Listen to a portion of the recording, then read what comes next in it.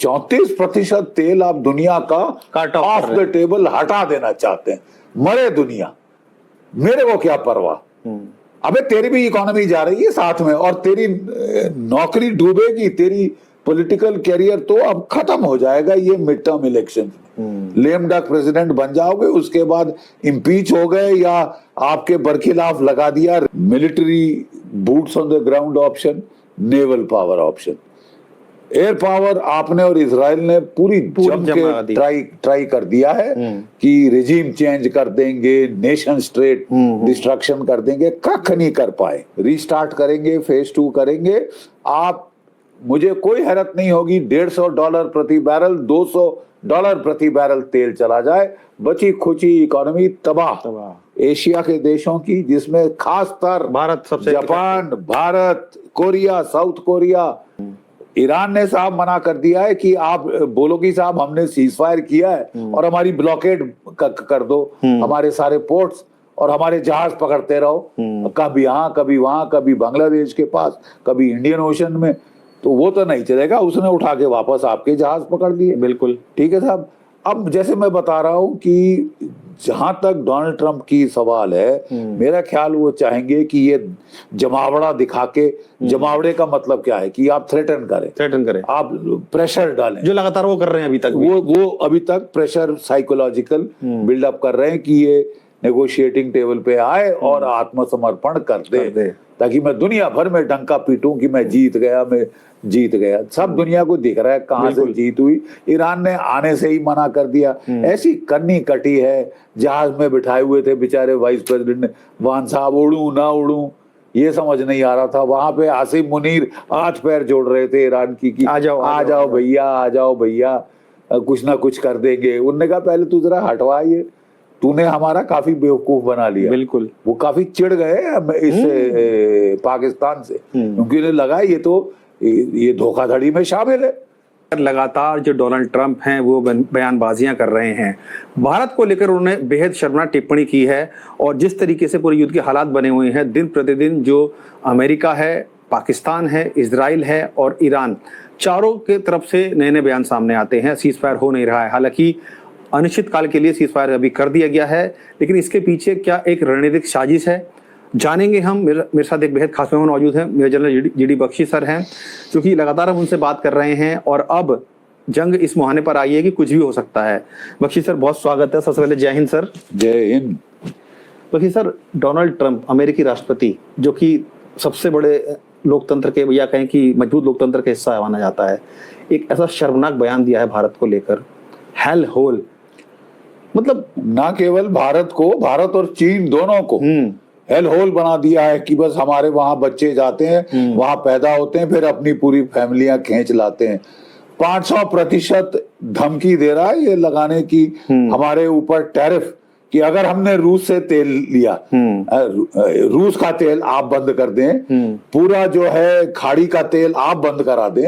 अब तो आप जो क्या कहते हैं, गल्फ ऑफ हॉर्मुज का तो बंद है ही है, वो तो है ही बंद। अब आप रेड सी और सुएज कैनाल रूट भी बंद करवाने की कागार के आप वो आ गए कि ईरान को इतना छेड़ा जाए कि वो भी रूट बंद कर दे। मतलब 12% तेल वहां से निकलता है, 22% गल्फ ऑफ हॉर्मुज से। ठीक है, 34% तेल आप दुनिया का ऑफ द टेबल हटा देना चाहते हैं। मरे दुनिया, मेरे को क्या परवाह। अबे तेरी भी इकोनॉमी जा रही है साथ में, और तेरी नौकरी डूबेगी, तेरी पॉलिटिकल कैरियर तो अब खत्म हो जाएगा ये mid term election. Lame duck president बन जाओगे, उसके बाद इम्पीच हो गए या आपके बरखिलाफ लगा दिया रिपब्लिकन्स ने ही 25th amendment of the constitution, तो कोई बड़ी बात नहीं होगी साहब, क्योंकि उनको भी अपना प्रिजर्वेशन, सेल्फ प्रिजर्वेशन देखनी है। ये दादागिरी पे आ गया है और ये फंसा हुआ है। एक्चुअली में ये बहुत डेस्परेट इंसान है इस वक्त। इसने, देखिए साहब, 3 आपके पास ऑप्शन है, air power option, military boots on the ground option, naval power option. Air power आपने और इसराइल ने पूरी जम जमा दी। के ट्राई कर दिया है कि रिजीम चेंज कर देंगे, नेशन स्टेट डिस्ट्रक्शन कर देंगे, कख नहीं कर पाए। ठीक है, फिर अब आप धमकी दे रहे हैं साहब कि मैं ग्राउंड ट्रूप्स अंदर ले आऊंगा। कितने ग्राउंड ट्रूप्स हैं आपके पास? 5,000 मरीन, 10,000 एयरबोर्न फोर्सेस और कुछ मरीन से आप कह रहे हैं अभी और भेज रहे हैं। मुश्किल से 20,000 25,000 ये ग्राउंड ट्रूप्स, फाइटिंग ट्रूप्स। वैसे तो बढ़ चढ़ के बोल रहे हैं हमारे पास 50,000 फौज है। अबे सारे मैकेनिक, सारे लॉजिस्टिशियन, सारे स्टोर होल्डर उसके अंदर शामिल है। लड़ने वाले जो हैं वो कोई 20,000 के लगभग हैं। ठीक है, और 20 के 1000 भी वो आपके लाइट ट्रूप्स हैं। एयरबोर्न डिवीजन वो तो दैट इज लाइट इन्फेंट्री, कोई टैंक नहीं, कोई कुछ नहीं। और वहां जाके आप कितनी देर होल्ड कर सकोगे? सप्लाई करना पड़ेगा। 2 आपके पायलट फंसे थे तो आपकी खाट खड़ी हो गई। तो निकाल लिया किसी तरीके से उन्होंने अपना, निकाल लिया। कोई $300 मिलियन के जहाज उड़वा दिए निकालने में। वो तो जान बची तो लाखों पाए, घर के बुद्धू घर को आए। कोई आपके कोई 5 6 7 जहाज गए उसके अंदर, उड़ गए, नाश हो गया। लेकिन सर जिस तरीके से एक अमेरिकी राष्ट्रपति भारत को लेकर इतनी अभद्र भाषा का यूज करता है, इंटरनेशनली सर हम सब जानते हैं कि भारत की क्या वैल्यू है, दूसरे देश किस तरीके से भारत को समझते हैं और क्या इज्जत भारत की है। लेकिन सर अमेरिकी राष्ट्रपति द्वारा इस तरह का बयान देना, आईटी प्रोफेशनल को गैंगस्टर तक उन्होंने बोल दिया है सर, और कहीं ना कहीं भारत की छवि एक तरीके से धूल करने का प्रयास किया। एक तरफ वो दोस्ती का हाथ बढ़ाते हैं, नरेंद्र मोदी को बहुत अपना क्लोज फ्रेंड मानते हैं, लेकिन सर पीछे से इस तरह के बयानबाजी करना आपको लगता है कहीं ना कहीं भारत के साथ वो एक पीठ में छुरा घोंपने वाला काम कर रहे हैं? नहीं, उनका जो वैमनस्य है, सही शब्द है वैमनस्य। अंदर से ऊपर से मीठी मीठी बातें जितनी कर दो, अंदर से जो वैमनस्य है भारत के खिलाफ, चीन के खिलाफ, ब्रिक्स के देशों के खिलाफ, और ब्रिक्स का प्रेसिडेंट इस वक्त भारतवर्ष है। भाई बड़े देर से हमारे देश में एक तबका पनप रहा है कि साहब अमेरिका बहुत ताकतवर है।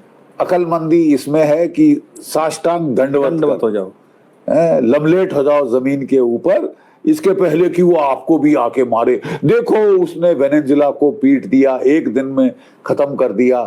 ईरान पे चढ़ गया है। भाई ईरान का भी हम सुन रहे थे कि 48 घंटे में खत्म कर देगा। बिल्कुल। अरे साहब आज 60 दिन पे आने वाली है ये मामला, और खत्म होना ठेंगा। 28 फरवरी को शुरू हुआ था सर, 28 फरवरी को शुरू हुआ था, 28 अप्रैल हो रही है, 28 अप्रैल आने वाली है। तो आप कर क्या रहे? मतलब मैं कोई नेवर एंडिंग वॉर नहीं करूंगा, फॉरएवर वॉर नहीं करूंगा, प्रोट्रैक्टेड युद्ध नहीं करूंगा, रिजीम चेंज नहीं करूंगा, सिवाय तमाशे के रिजीम चेंज के। और अब तो आप अच्छी खासी वेनेजुला में आपकी CIA ने जाके घूस खिलाई और खरीद लिया आधा देश। ठीक है, वाइस प्रेसिडेंट डाउनवर्ड शामिल। मतलब काफी it was a poor show. लेकिन यहाँ थर्ड वर्ल्ड को अगर देखा, झटका जो लगा है एक मिडिल पावर ने, मिडिल पावर भी नहीं कहेंगे सर उसको, लोअर पावर कह सकते हैं। फिर भी वो नहीं, देखिए जैसे वो लड़ी है उसने तो दिखा दिया है कि I am a power centre. Robert Pape जो कि एक इंटरनेशनल रिलेशंस के प्रोफेसर हैं शिकागो में, और बड़ी दुनिया उनको मानती है, वो कह रहे हैं साहब ये तो 4th सेंटर ऑफ पावर बन के उभर के आ रहा है। रूस, चीन, नॉर्थ कोरिया के बाद 4th ईरान उभर के आया है। क्यों?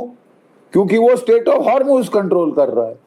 देखिए जब वियतनाम में लड़ाई हुई थी 20 साल, कोई दुनिया की इकोनॉमी को कोई फर्क नहीं पड़ रहा, क्योंकि वो अलग थलग देश था, वहां लड़ रहा था, बेचारे मार खा रहे थे। लेकिन उन्होंने भी मार खाते खाते भी इनको हरा के छोड़ा, उफ नहीं करी। बिल्कुल भागना पड़ा अमेरिका को, वहां से लटक के भाग रहे थे हेलीकॉप्टरों के ऊपर।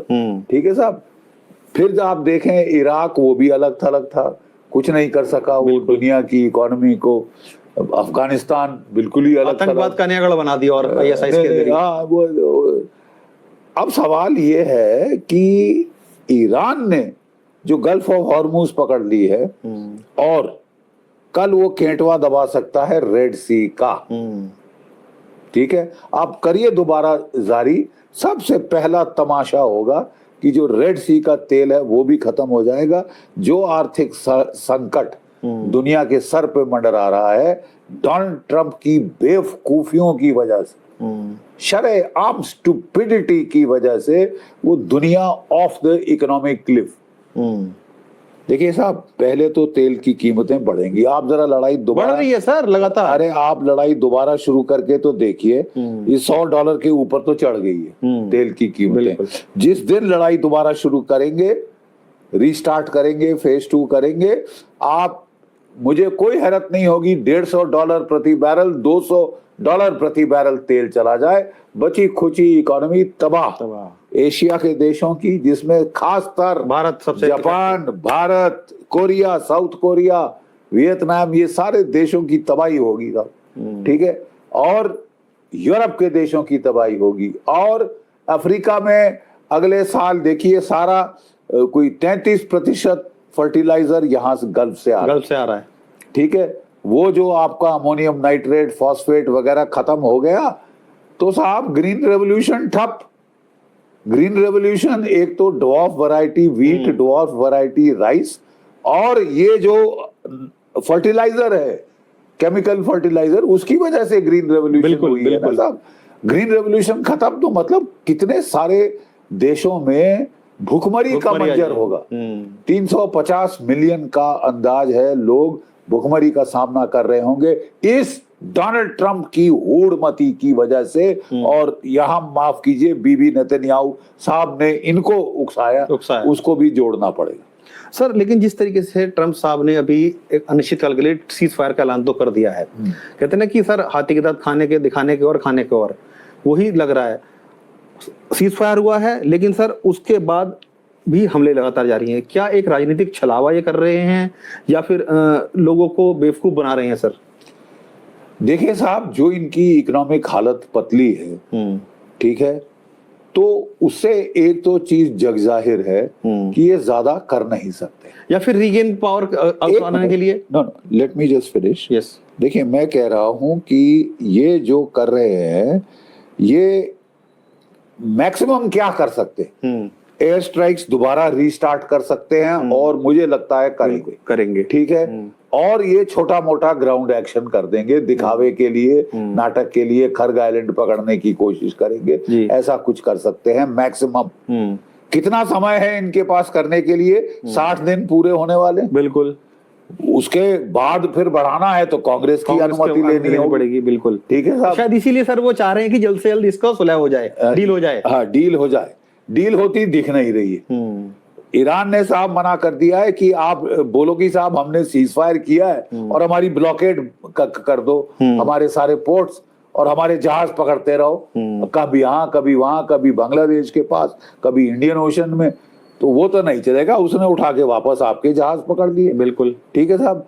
अब जैसे मैं बता रहा हूं कि जहां तक डोनाल्ड ट्रंप की सवाल है, मेरा ख्याल वो चाहेंगे कि ये जमावड़ा दिखा के, जमावड़े का मतलब क्या है कि आप थ्रेटन करें, आप प्रेशर डालें, जो लगातार वो कर रहे हैं अभी तक। वो अभी तक प्रेशर साइकोलॉजिकल बिल्डअप कर रहे हैं कि ये नेगोशिएटिंग टेबल पे आए और आत्मसमर्पण कर दे, ताकि मैं दुनिया भर में डंका पीटूं कि मैं जीत गया। सब दुनिया को दिख रहा है कहां से जीत हुई। ईरान ने आने से ही मना कर दिया। ऐसी कन्नी कटी है, जहाज में बिठाए हुए थे बेचारे वाइस प्रेसिडेंट वान साहब, उड़ू ना उड़ू ये समझ नहीं आ रहा था। वहां पे आसिम मुनीर हाथ पैर जोड़ रहे थे ईरान की आ जाओ भैया, कुछ ना कुछ कर देंगे। उन्होंने कहा पहले तू जरा हटवा, ये तूने हमारा काफी बेवकूफ बना लिया। बिल्कुल, वो काफी चिढ़ गए इस पाकिस्तान से, क्योंकि उन्हें लगा ये धोखाधड़ी में शामिल है।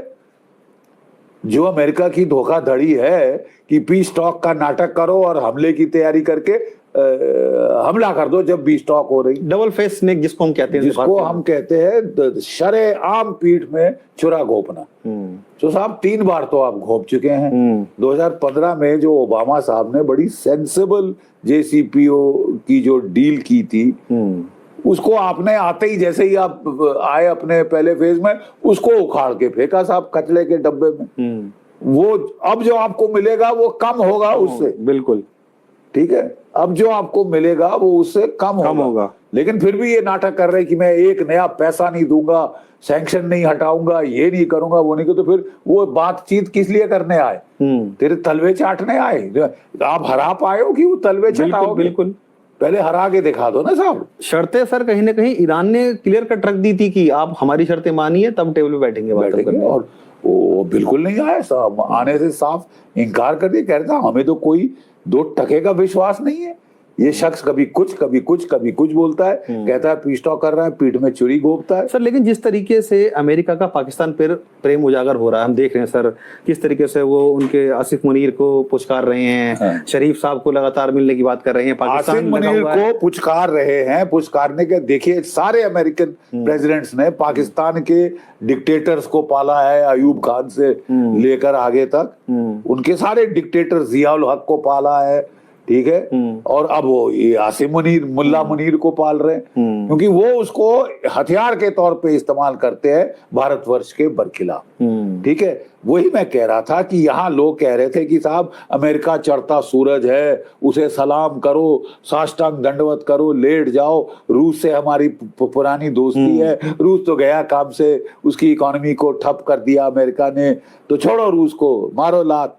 अरे वाह, रूस को मारो लात, इतना ट्राइड टेस्टेड फ्रेंड है आपका, बिल्कुल ठीक है, और कितना मदद किया है। सस्ते में तेल आपको $40-50 मैक्सिमम $60 प्रति बैरल तेल दे रहा था, हजम नहीं हुआ। आज वही तेल $148 प्रति बैरल खरीदना पड़ रहा है साहब, क्योंकि मारो मारो, हम तो यहाँ जाएंगे, हम तो अमेरिका के तलवे चाटेंगे, आसिम मुनीर से कंपटीशन करेंगे कि जूते कौन ज्यादा चाट सकता है, वो या हम।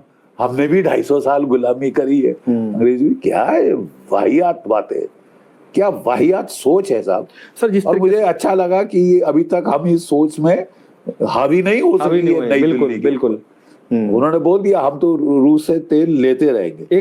अब वो कह रहा है कि 500% मैं लगाऊंगा।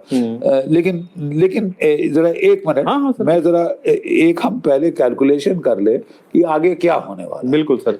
नंबर 1, वो शांति पे वार्ता दोबारा किक स्टार्ट करना चाहते हैं, और मान लीजिए वो कंसेशन दे देते हैं, ये ब्लॉकेड हटाने की, पीस टॉक होती है। This is the best case best case scenario दुनिया के लिए, फॉर द वर्ल्ड, और इस पागल आदमी के लिए भी। ये तो तेरी इलेक्शन तो गई मिड टर्म गई कालिया, अब तेरा क्या होगा। ये मिड टर्म इलेक्शन नवंबर में होनी है साहब, प्राइमरी मई में शुरू होने हैं, और उस वक्त लड़ाई चल रही हो, महीनों महीनों की, सालों की लड़ाई, मैंने फंसा दिया, हा, दुनिया की इकोनॉमी तबाह कर दी। क्या तुम पागल हो क्या कि आग लगा के पूरे शहर किट्टे में आप नाचोगे, गाने गाओगे? तो पहला ये है, अगर अकलमंदी, भगवान सन्मति, सद्बुद्धि डोनाल्ड ट्रंप को थोड़ा कटोरे में देते हैं, बशर्ते कि ये खुद ना समझे कि मैं जीसस क्राइस्ट हूँ, ठीक है। तो फिर ये है ऑप्शन 1 कि peace talks restart and a deal is signed, ठीक है। ऑफ रैंप मिल जाता है ईरान को, बशर्ते ये जो अपनी ओवर एक्टिंग कर रहे हैं ये बंद करें। आप लड़ाई के मैदान पे ब्लडी स्टेलमेट हासिल कर सके हैं, ठीक है, आप ईरान नहीं पाए, ठीक है। ऑप्शन 2 कि 60 दिन के पहले मैं limited air attacks Iran, Israel और अमेरिका मिलकर करें, इनके पावर सेक्टर को हिट करें, इनके वाटर डिसैलिनेशन प्लांट को हिट करें, हाँ, इनके पुल शुल तोड़े, ये मतलब जितना नुकसान पहुंचा सकते हैं पहुंचाए। तो साहब बात ऐसी है कि केवल आप करेंगे और वो बैठा बैठा देखता रहेगा, ऐसा नहीं होगा। बकवास है। वो हिट करेगा, पूरी गल्फ में तबाही आ जाएगी। गल्फ के भी डिसैलिनेशन प्लांट जाएंगे। गल्फ के डिसैलिनेशन प्लांट गए साहब, तो गल्फ के डिसैलिनेशन प्लांट गए, वहां से रेफ्यूजी क्राइसिस, ह्यूमैनिटेरियन क्राइसिस हो जाएगा। पानी नहीं रहेगा सर, 92% पानी कई देशों का वो डिसैलिनेशन से जाता है, प्लांट से है। बिल्कुल, पावर गई, डिसैलिनेशन प्लांट गए, तो वो भगदड़ मच जाएगी वहां से। आपके 1 करोड़ लोग हैं, तो मतलब दुनिया में अगर कुछ तो लोगों को करना पड़ेगा, बिल्कुल, इसके पागलपने को रोकने के लिए, ठीक है। और तीसरा ऑप्शन है जिसको बोलते हैं low intensity option. Low intensity option क्या है कि मैं सीज फायर जारी रखूं, इंडेफिनिट जारी रखूं, कुछ बड़ा ना करूं, धमकी देते जाऊं, लेकिन मेरा ब्लॉकेड चलता रहेगा। ये समझते हैं कि मैंने वेनेजुएला को ब्लॉकेड से हरा दिया था। अबे यार कितनी बार तेरे को बोलना पड़ेगा कि ईरान वेनेजुएला नहीं है, ठीक है। आप सैंक्शन लगाते जाइए। बिल्कुल। आपने 68 साल ब्लॉकेड किया है क्यूबा के बरखिलाफ, क्या क्या हासिल कर लिया, क्या क्या सिरस्वा हासिल किया है। 68 ईयर क्यूबा का ब्लॉकेड चल रहा है साहब, है वो, मतलब सब बंद, ये बंद वो बंद, वो जी रहे हैं आराम से। देखिए साहब, बर्दाश्त का मादा ईरान में बहुत है। उन्हें दिखा दिया है। ये जो सिविलाइजेशन है, आप इसकी इतिहास देखें तो ये 8 साल लड़ गई थी इराक से यार। केमिकल